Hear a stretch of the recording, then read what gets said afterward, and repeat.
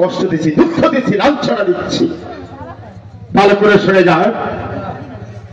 আজকে ওই আয়না এবার কি করলেন, এই কাজীর বাড়িতে ঝাড়ুদারা হয়ে ঝাড়ু দিচ্ছে। এইভাবে কর্ম করতে করতে 2 থেকে 3 থেকে 4 থেকে 5 বছর আরো গত হয়ে গেল। আয়নাও বড় হইলো, মঞ্চেরও বড় হইলো। আয়না তখন এবার কাজী সাহেবকে বলছেন, হুজুর গো, আমার ভাই তো এখন 10 বছর হয়ে গেছে, আমার ভাইকে একটা কর্ম দাও। তখন কাজী বলছে, হ্যাঁ এবারে কর্ম এবার দিতে পারবো। আমি একটা মাদ্রাসা ঘর বানাইছি, ওখানে এবার শিক্ষা হয়। এবার যখন এলেম শিক্ষা হয়, ওই এবার মাদ্রাসা ঘরটা মনসুরের এবার সকাল আর বিকাল 2 বেলা ঝাড়ু দিতে হবে, কয়েক পরিষ্কার রাখতে হবে, টেবিল চেয়ার মুছতে হবে। এই কর্মটা মনসুরকে দিলেন। আর আয়নাকে আরেকটা কর্ম দিলেন, কি জানো? সরার কাজের একটা মেয়ে ছিল, নাম তার সবুরা খাতুন।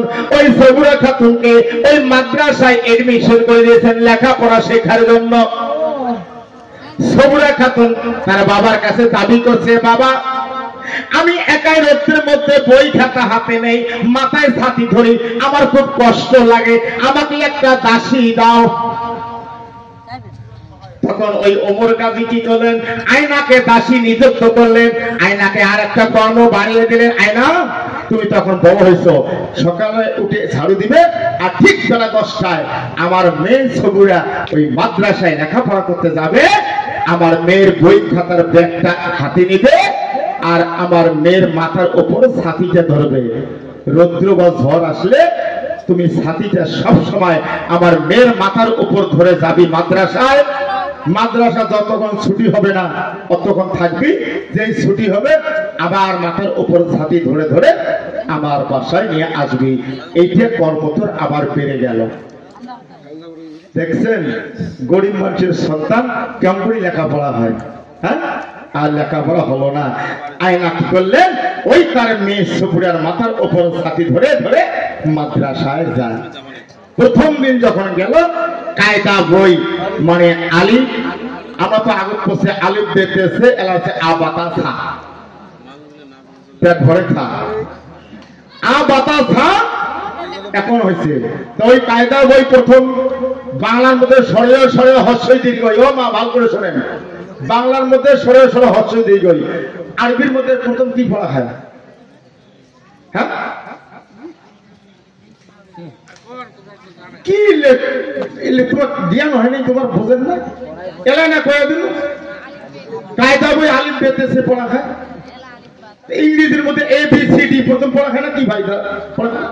তো প্রত্যেকটা একবার একটা মানে বইয়ের ভাগ আছে, হ্যাঁ, শিক্ষার ভাগ আছে।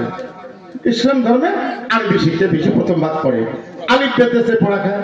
তাই যখন প্রথম নাম এডমিশন করলেন কায়দা করে দিয়ে, তা ওই মাস্টার মানে মৌলানা, আমরা তো মৌলানা, কেউ কেউ টিচার, কামটা মাস্টার, একই জিনিস।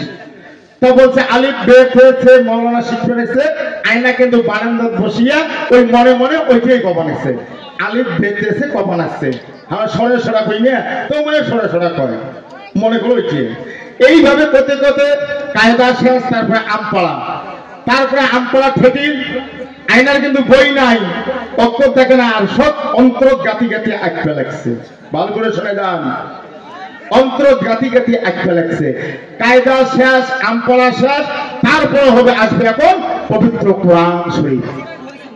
ও মায়েরা ভালো করে শোনেন, এই পালাটা জীবনে কোথাও এই পালাটা গাই নাই, মন দিয়ে শুনবেন। গরিবের সন্তান ঈশ্বর বা আল্লাহ যাক মদত করবে, যার কলব খুলে দেবে, যার অন্তরে এবার দেখো ইলম দান করবে, কেউ আটকাতে পারবে না, পারবে না। সবুরা এবার পবিত্র কোরআন হাতে নেবে, প্রথম এবার কোরআন শরীফ পাঠ করবে। ও মায়েরা, বোনেরা, ভাইয়েরা, তো প্রথম কোরআন শরীফ হাতত নিলে সবুরিয়ালা তার মা কমেন্টে, মা আজকে আমি প্রথম কোরআনের সবক নেব, আজকে আমি এবার যত মাদ্রাসার ছাত্র ছাত্রী আছে সবাইকে মিষ্টান্ন খাওয়াবো। মিষ্টান্ন, এই যে আমরা ঈদুল ফিতরে যে মিষ্টান্ন রান্না করে খাই, পায়েস, ওই মিষ্টান্ন বা পায়েস রান্না করে দাও। মা খুব জেদ লাগাইছে। তার মা এবার কাজী সাহেবকে বললো, কাজী সাহেবকে ফল মূল যত আছে মিষ্টান্ন পায়েস একেবারে সব কিছু খরচা করে আনিয়ে দিল, মিষ্টান্ন বানাইলো। বানার পর সবুরা এবার বললো যে মা এখন তোমার মিষ্টান্ন রান্না হয়েছে, তুমি মাদ্রাসায় যাও। ওই মিষ্টান্নর হাড়ি বা পাতিলতে দিল, আয়নার হাতে বইয়ের ব্যাগটা দিল, ছাতিটা মাথার উপর ধরলো, ধরিয়া আস্তে আস্তে আয়না সবুরাক নিয়ে মাদ্রাসায় চলে গেল। মাদ্রাসায় যখন চলে গেল, যাওয়ার পর এবার ওই সবুরা মাদ্রাসায় হেড মাওলানাকে বললেন, স্যার বা হুজুর আপনার দাওয়াত থেকে আজকে আমি পবিত্র কোরআন শরীফের সবক নেব, এই পবিত্র কোরআন আজকে আমি হাতে নেব, সবার দাওয়াত থেকে আমি একটু মিষ্টান্ন আনছি, এই মিষ্টান্ন সবাইকে খাওয়াবো। মাওলানাগণ শুনিয়া